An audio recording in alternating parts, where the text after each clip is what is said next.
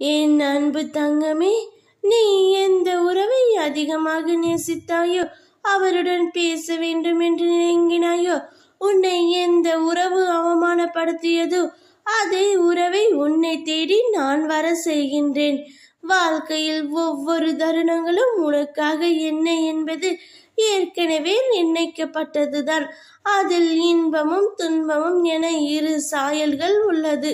இரண்டுக்கும் ஒரே முகம். இன்பத்தில் சிரிப்பும் துன்பத்தில் கஷ்டமும் இருக்கிறது என் தங்கமே. இரண்டையும் சமமாக எடுத்துக்கொள்ளும் பக்குவம் உன்னிடம் வந்தால்தான் வாழ்க்கையில் நீண்ட பயணத்தில் மனம் தளராது பயணிக்க முடியும். ஒரு மரத்தில் பழம் என்பது நேரடியாக வருவதில்லை. முதலில் மொட்டு, பின்பு பூத்து காயாய் காத்து பழமாய் பழுக்கின்றது. ஒரு பழம் என்ற முழு வடிவில் பெறவே அதற்கு இத்தனை பருவங்கள் தாண்டி பயணித்து வரவேண்டியது இருக்கிறது. அப்படி இருக்கையில் நீ மனிதனாக பிறந்ததற்கு நீ எவ்வளவு புண்ணியம் செய்தாயோ இந்த ஜென்மம் எடுத்ததற்கு என் தங்கமே. எதையும் சற்றென்று முடிவு செய்யாதே.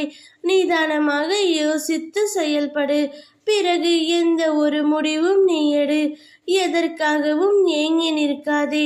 அன்பை மட்டும் யாரிடமும் தானமாக கேட்காதே. உன்னால் முடிந்தவரை அன்பை கொடு. அதே அன்பை பிறரும் கொடுக்க வேண்டும் என்று நினைக்காதே. உனக்கான நல்லது மட்டுமே உன் சாயப்பா நான் செய்வேன். உன்னை விட்டு நான் விலகுவதும் இல்லை, உன்னை விலகி போகும்படி செய்வதும் இல்லை. நீதான் சில சமயங்களில் என்னை மறந்துவிட்டு பிறர் மீது அன்பு செலுத்தி அவர்களுக்கு மட்டுமே ஏங்கிக் கொண்டிருக்கின்றாய். இத்தனை நாட்களாக ஏங்கிக் கொண்டிருந்தாய் அல்லவா?